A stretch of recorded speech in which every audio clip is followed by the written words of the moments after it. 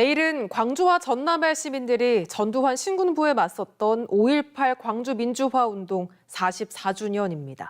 하지만 전두환의 고향 합천에는 여전히 그의 흔적들이 곳곳에 남아있는데요.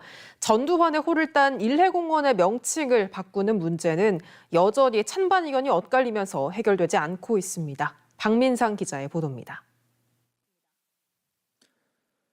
대한민국의 위기를 극복하신 영웅적인 전두환 대통령을 존경합니다.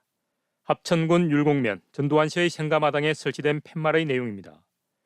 팻말이 달린 건 지난해 3월 15일. 합천군은 팻말의 존재를 1년 넘게 전혀 몰랐습니다.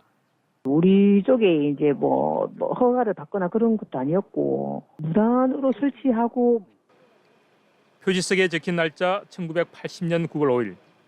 전두환 씨는 대통령 취임 5일째 되는 날 고향 합천을 방문해 군청에서 기념식수를 했습니다. 합천군청 앞뜰에는 그때 설치된 표지석과 나무가 아직도 자리하고 있습니다. 지난 2019년 황제골프와 12.12 자축 오찬 등으로 논란이 되면서 전국적으로 전두환 흔적 지우기가 본격화했습니다. 하지만 고향 합천은 달라진 게 거의 없습니다. 전두환 흔적 지우기의 상징인 일해공원 명칭 변경 문제는 18년째 진행형입니다.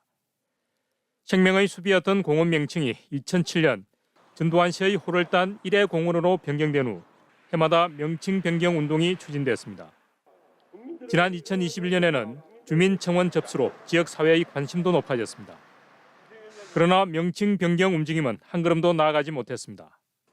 이런 가운데 지난해 6월 열린 3차 지명위원회에서 위원들은 명칭 변경을 위한 절차를 공론화할 것을 권고했습니다. 이에 따라 합천군은 이번에는 늦어도 연말까지는 결론을 내겠다는 입장입니다. 주민들 요구는 뭐 찬반이 갈려가 있지만은도 아직 군에서 명확한 그 결정을 못 지은 상태거든요. 그래서 군의 뜻은 정확하게 그렇게 한번 하려고. 하지만 공론화 과정의 앞길이 순탄치 않아 보입니다.